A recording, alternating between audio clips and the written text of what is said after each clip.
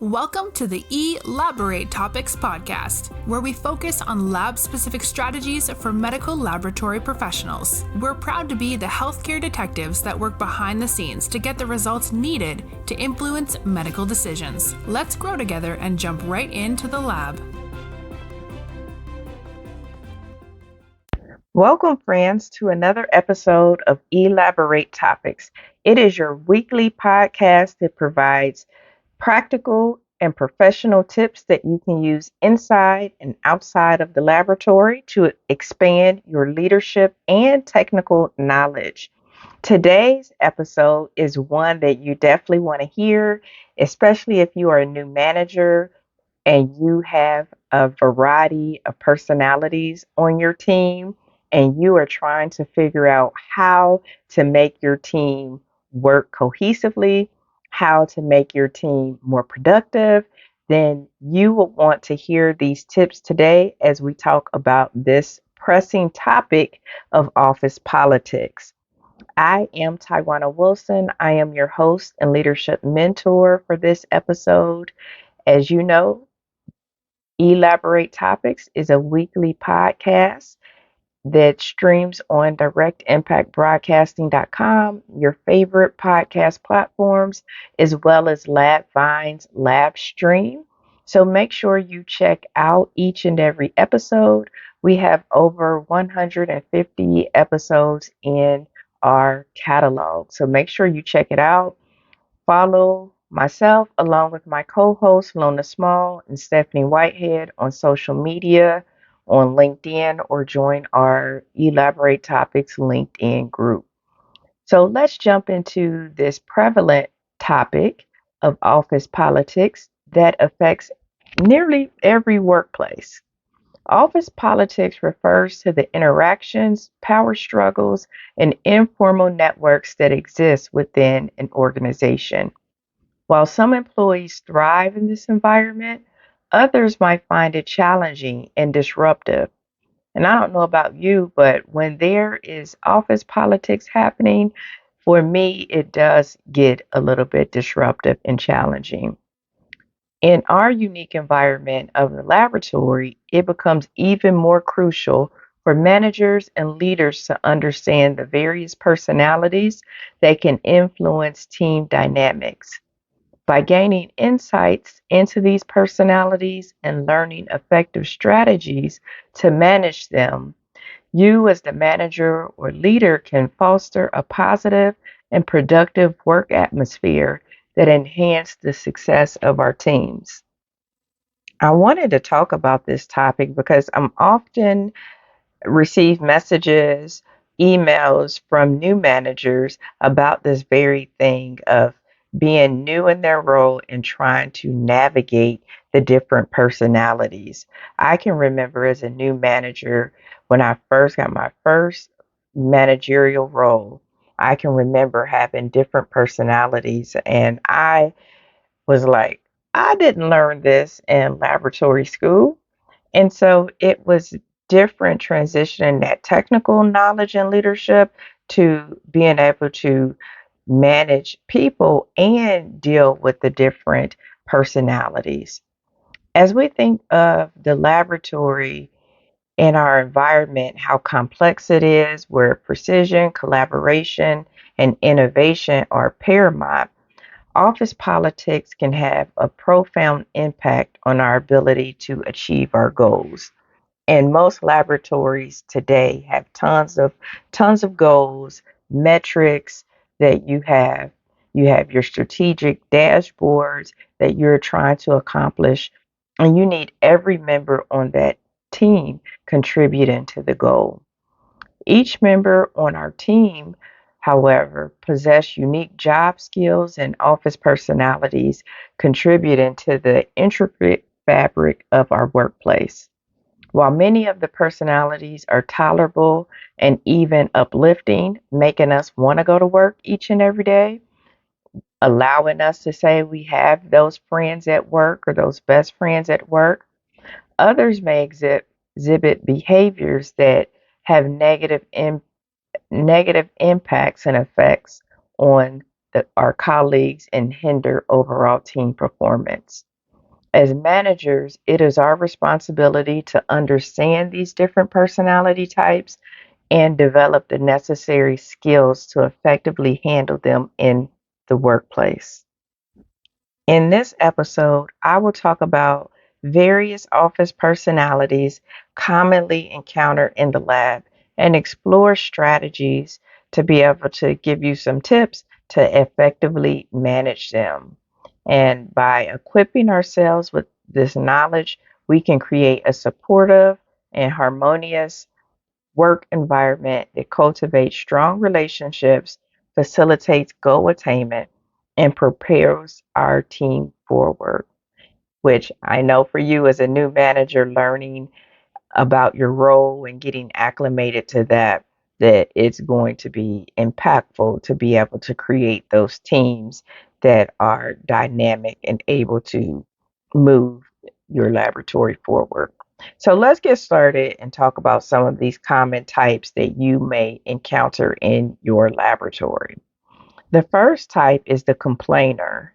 In the lab, a complainer might constantly complain about the workload, feeling overwhelmed by the sheer number of samples to run and process every day, or meeting the tight deadlines and turnaround times of stat testing. They might voice their dissatisfaction with the equipment provided.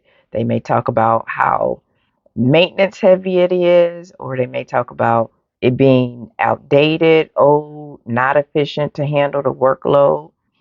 And as a manager, it's important for you, when you have these complainers, to be able to address their concerns by providing reassurance, discussing workload distribution strategies, or exploring some potential solutions to improve their work environment.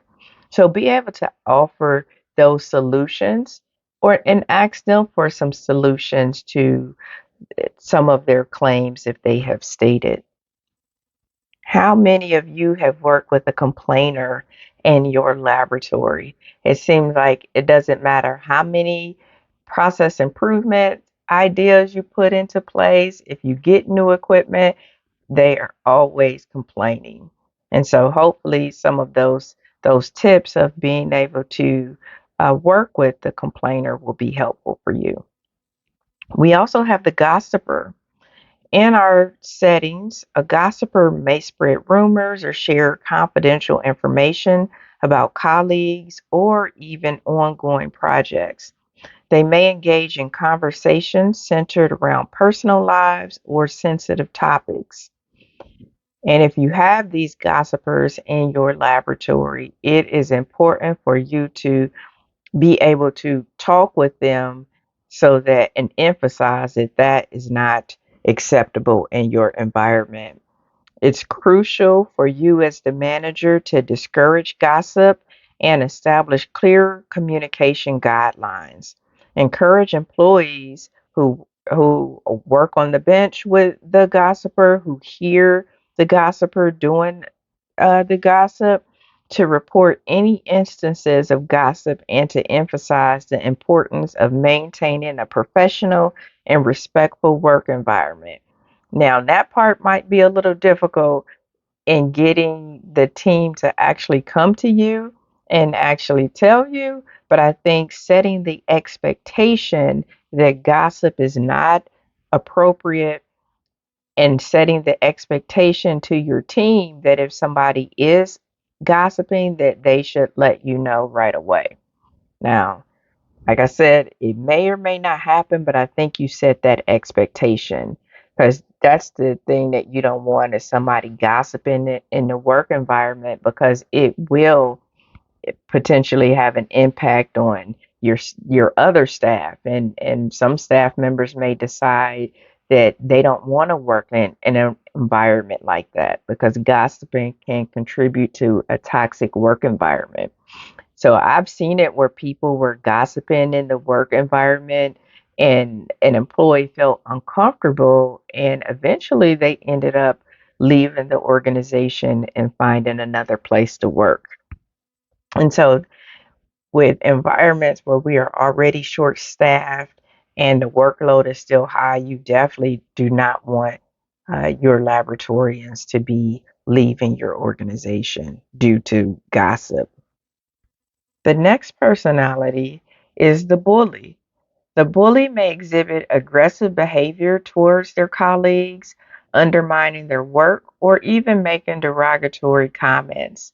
They might try to exert control over others, diminishing their confidence or belittling their achievements. How many of you have worked with a bully in your environment before? I know I have. I've worked with a bully, and it seems like the team would just kind of stay out of their way. And they would say things like, that's the way that person is, that's the way that they are. But as a manager, it's essential to address bullying promptly and privately. Implementing a zero tolerance policy for bullying and provide support to the person who could have been bullied while addressing the bully's behavior through disciplinary actions and or coaching is necessary, because you don't want to have somebody being a workplace bully and it doesn't seem like you as the manager is addressing the behavior.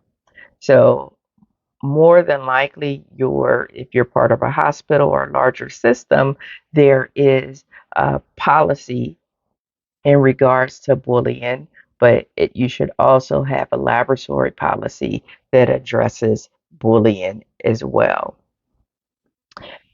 Your negative Ned or Nancy. A negative Ned or Nancy in the lab may consistently express pessimism about some of the work that you are doing, the testing, the projects, or the overall direction of the team. They might be quick to point out potential flaws or failures, disregarding the progress made or any positive outcome. Does this sound familiar as you're looking around? Do you have some negative Nancy's or negative Neds on your team? As a manager, it's important to maintain a positive and realistic outlook, provide constructive feedback, and encourage a problem solving mindset. Offer opportunities for open discussions and provide evidence based reasoning to counter their negative perspective. You often see these negative Ned and Nancy's pop up, especially if there is tons of change in the work environment. It could be a time in the environment where maybe you are reinstituting an idea that maybe you tried 5 years ago or maybe 7 years ago. But these negative Nancy's always seem to remember, and they remember, well, it didn't work last time and it's not going to work this time. And sometimes when implementing change, it could be that the idea was not a good idea, or it could be it was not the right time for that idea to be implemented. So you could have those negative Ned and Nancy's in the environment, and as their manager, offering those opportunities for discussion and offering them that evidence based reasoning when they come with this isn't going to work, we've tried this before type of an attitude. You have your information keeper. An information keeper might possess extensive knowledge about various lab techniques or protocols or equipment, but tends to keep it to themselves. They may hoard information, making it challenging for other team members to access or learn from their expertise. So these information keepers want all of the knowledge to themselves. And that is a personality that you will encounter as well in our environment, where somebody wants to keep all of the information, because it used to be a perspective that if you had all of the information about a certain topic, then you would be the expert of that, and that you would be uh, indispensable, meaning that the organization wouldn't be able to go on without you.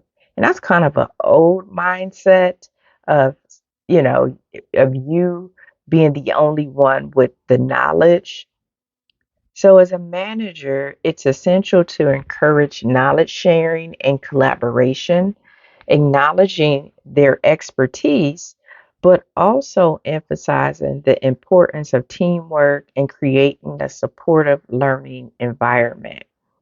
Realize it's all right to ask for their help of this expert or this go to, but don't let them control the situation, which sometimes happen. It could be one of those like they need me. I'm the only one that can do this, or I'm the only one that knows this certain task or knows about this certain discipline in the laboratory. So, encouraging knowledge sharing within your team. I once worked with a person that had tons of expertise and they had all of their knowledge. It was in their head, wasn't really written anywhere. And one of the things that I mentioned to them as they were thinking about retiring or leaving the organization was that what will your legacy be when you leave the organization? Will it be one of those where you took all of your information with you and it was difficult for the next person coming behind to be able to understand what was going on, or they were starting from ground zero? So, as a manager, understanding when you have these information keepers and being able to work with them in a way so that they feel empowered to share their information and not feel like they have to hold on to their information. The know it all. A know it all is someone who believes they have superior knowledge and skills in their specific area. They may be highly skilled and knowledgeable, but their tendency to dominate conversations and diminish or dismiss others' input can create tension and hinder effective teamwork. As a manager, when you have these know it alls in the environment, acknowledge their expertise while encouraging them to listen and value the contributions of their colleagues. Keep them focused on the task or information needed. Foster an environment where knowledge is shared and diverse perspectives are respected. So, one person doesn't need to have all the knowledge. And when you have these people that come off as knowing it all, figure out a way in which you can use that perspective to the advantage of the laboratory. So while everybody's contributions are important, making sure that this person understands that and are contributing to the environment. And maybe the knowledge or the know-it-all person can help with training so that they can feel empowered to share their knowledge, but work with them so that they don't come off as if they are belittling or dismissing anybody. You also have your passive aggressive personality in the laboratory. A passive aggressive employee in the lab may express their frustrations indirectly, making it challenging for others to address their concerns directly. For example, they might make sarcastic remarks about their workload, they could procrastinate on important tasks, or exhibit resistance to new processes or changes. Their behavior can create tension and negatively impact team dynamics. So, as sometimes as lab people and not necessarily liking conflict, uh, sometimes laboratorians can be passive aggressive. And not all, but I have seen it where, you have some passive aggressive laboratorians in the environment. And as a manager, it's crucial to encourage open and honest communication, creating a safe and inclusive space where employees feel comfortable expressing their concerns or frustrations directly, provide constructive feedback, address issues promptly, and promote a culture of transparency and collaboration. So making sure that these people, when they express their frustrations, that there is a mechanism in place so that they feel that they can express those concerns directly. So providing them that feedback in a culture of transparency and collaboration. The last personality that I'll leave you with in this episode is the nosy neighbor. The nosy neighbor is someone who frequently intrudes on personal matters, asks intrusive questions, and shows excessive interest in the personal lives of their colleagues. While they may believe they are being friendly or helpful, their behavior can invade personal boundaries. And as a manager, promoting professionalism and respect among team members is going to be important when working with this personality.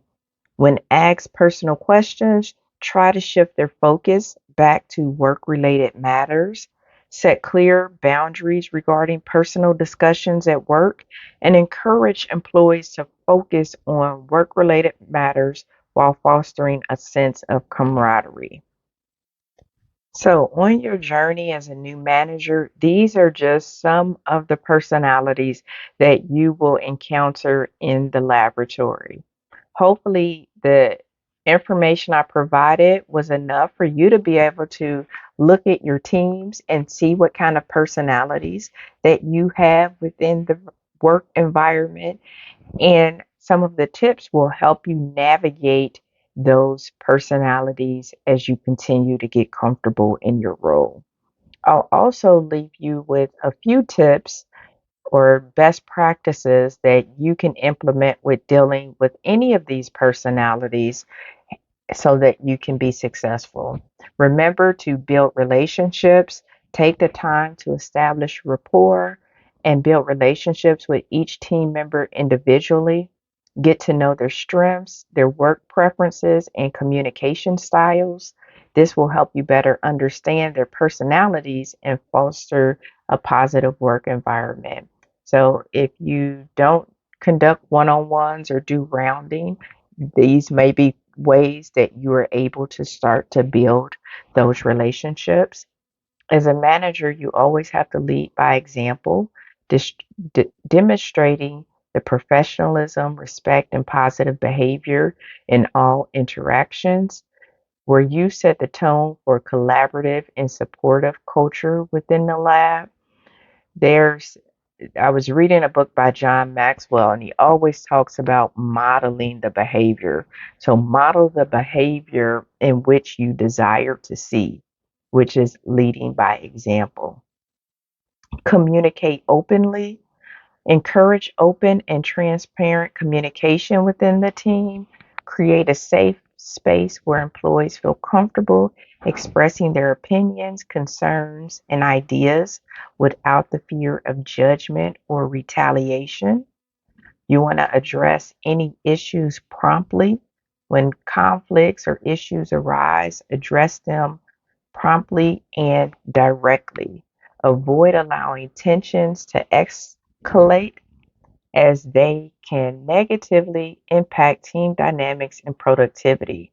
So, you might have to get a colleague involved or your human resources department involved when issues are rising and tensions are escalating in the environment. So, make sure that you address them promptly before it gets to that point. You want to practice active listening to your team members and show genuine interest in their perspectives. This will help you in understanding their needs, their concerns, their motivations, and fostering a sense of trust and support amongst your team. You want to be able to provide constructive feedback, offering regular feedback to your team members, both in terms of their strengths and their areas or opportunities for improvement. When you focus on that constructive criticism, that helps them grow professionally and it can address any disruptive behaviors that they may or may not be aware of. I have a friend that always says feedback is a gift. So when it's done with respect, when it's done with kindness, and somebody gives you feedback on your strengths or your behavior from a loving place, it does allow you to get better.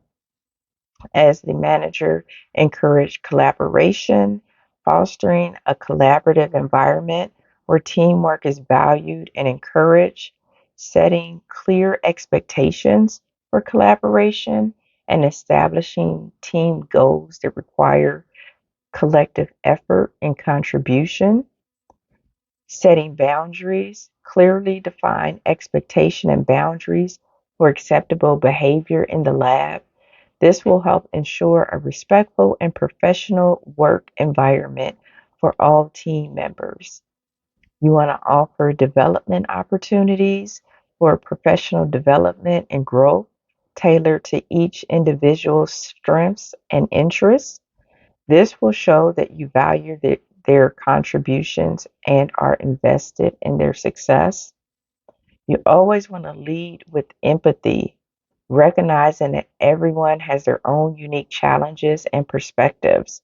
We don't know what our team members are carrying or bringing to work with them each and every day.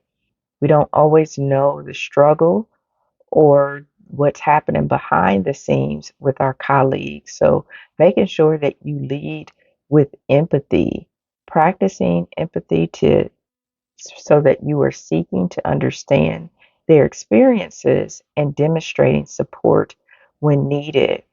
You know, if you have one of your team members and they are usually always happy, they are contributing to the dynamics of the team, and all of a sudden they turn into a negative Ned or Nancy.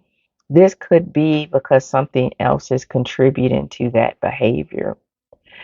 If there are any conflicts in the environment, mediating those when those conflicts arise between team members, act as a mediator and facilitate open dialogue to find a resolution.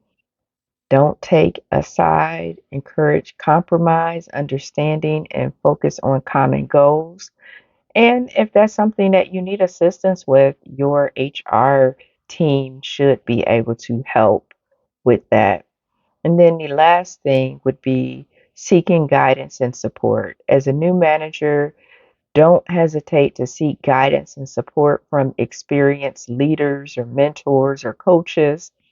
They can provide you valuable insights and advice on handling different personalities in the lab. They can give you insights on culture dynamics within your laboratory to help you get off to a fast start. To wrap up this episode, hopefully these examples illustrated how different personalities can manifest and present within your team. Hopefully, the best practices as a new manager could be helpful for you.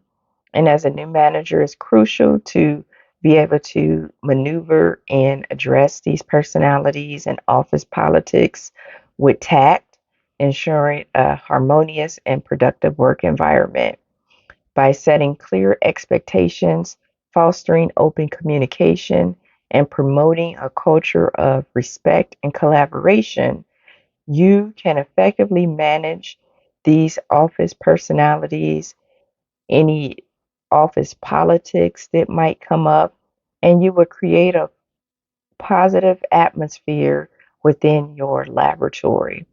And by doing so, it will create an environment that attracts new talent and retains the talent that you already have, which for most laboratories today, that would be ideal, being able to keep your talent.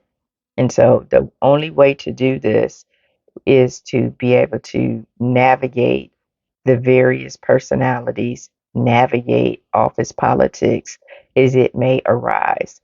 So, this information will be helpful for new managers If you are a future manager that might be interested in one day leading the laboratory, being able to navigate these personalities will be helpful for you as well. So, understanding how to do it and how to navigate and understanding some of the best practices will help you on your career and leadership journey. That is all I have for you for this episode. I hope you found it beneficial. I hope you go back to your laboratories and be able to implement some of this tips and strategies that I gave you so that you can create those dynamic teams who are able to propel your laboratory forward. Thank you for listening to this episode.